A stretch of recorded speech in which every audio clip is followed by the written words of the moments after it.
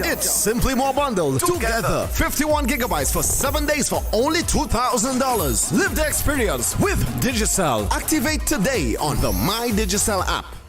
Public advisory. GPL is coming to you. The Guyana Power and Light Inc. wishes to advise our valued customers within the Providence community and neighboring environs that GPL will be hosting a community outreach on Saturday, March 13th, 2021 at Massey Stores, Providence, East Bank, Demerara from 9 hours to 1400 hours. Residents are encouraged to come with your questions or queries regarding GPL bill or any other GPL related matters, as GPL's competent staff will be on site to assist customers at the point of their need. Hashtag GPL is on the move. For more information, call GPL's call center on 226-2600 or contact GPL's Public Relations Unit on 225-1471. This is the news on top of the hour. Live from our studio in Georgetown. Kaieteur Radio, 99.1 FM. Good evening. Welcome to this evening's newscast on Kaieteur Radio. I am Kevin Smith. Let's get to the news in detail. ExxonMobil's Guyana's President Alistair Routledge yesterday made it clear that the oil company does not have a $14 billion flaring cap for its Liza Phase 1 project, as was reported in the past weeks. That figure was first revealed by Vice President Dr. Bharat Jagdeo last year. The allowance, he noted, was granted by the EPA and was outlined in the Environmental Impact Assessment for Liza Phase 1. Jagdeo's claims were immediately questioned, however, as the former EPA director, Dr. Vincent Adams, retorted that no such provision was ever outlined in the assessment. Checks done by Kaieteur also revealed no provision. And now let's tell you, upon examining the varying layers of regulation and implantation proposed in the Guyana's draft local content policy, co-director of energy practice at America's Market Intelligence, Arthur Deacon, is of the firm conviction that opportunities for political interference could certainly arise.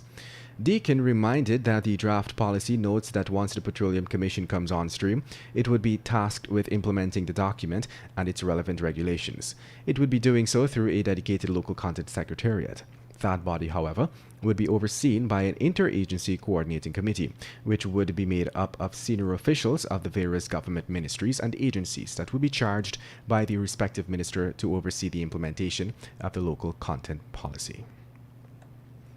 And now let's tell you, a period of 5 days was allocated for the Parliamentary House Committee of Supply to consider the 2021 budget estimates.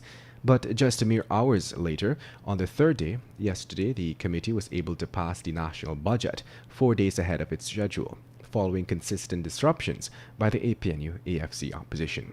The day began with coalition supporters gathering outside the Arthur Chung Conference Center at Lillian Dahl. Those supporters called for the removal of MP Kwame McCoy following allegations that he had assaulted opposition MP Tabitha Sarabu-Haley. McCoy has since denied those allegations, and a complaint by Sarabu-Haley has been lodged with the Guyana Police Force. Get the full details in today's Kaieteur News. And now let's tell you, Minister of Foreign Affairs and International Cooperation, Hugh Todd, indicated that he met virtually with Acting Assistant Secretary of the Bureau of Western Hemisphere Affairs of the United States, Julie Chung. It is understood that among the areas of mutual interest they discussed include regional stability, democracy, and enhancement of bilateral relations through economic and security cooperation. Minister Todd said he conveyed his gratitude for the continued support Guyana received from the U.S. on the Guyana-Venezuela border controversy. The minister said too that he informed the official of the recent actions of Venezuela, including the incursion into Guyana's airspace, which resulted in the issuance of a protest note. In other news, alleged serial rapist 37-year-old Thurston Semple of Tuckville, Georgetown, was today, slapped with his fourth rape charge and remanded to prison. Semple, a taxi driver who is no stranger to the courts, appeared in the Georgetown Magistrates Courts before Chief Magistrate Ann McLennan. He was not required to plead to the indictable charge, which alleged that between February 24, 2021 and February 25, 2021, at Tuckville Terrace, he engaged in sexual penetration with a woman without her consent. And moving on, a man who has been on remand since 2016 for the murder of a number 68 village fisherman, was yesterday found guilty of murder by a mixed jury at the Berbice High Court.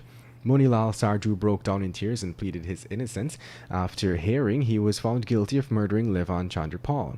Sarju, in speaking after the verdict, tearfully expressed that he was innocent and stated that his time in prison has destroyed his family. And finally, let's tell you the Health Ministry today reported 30 new COVID-19 infections via its daily dashboard update, which shows the case toll increased to 8,729.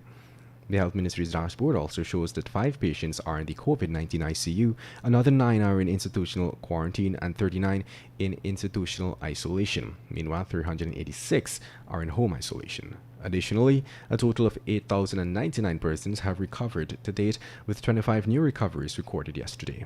The COVID-19 death toll remains at 200. Want value for your advertising dollar? Then place your ads on Kaieteur Radio's newscasts. Streamed live on 6 different mediums, reaching hundreds of thousands. Advertise today and watch your dollar grow. Call us on 225-8465 or 226-8210 today. Public advisory. Major plant maintenance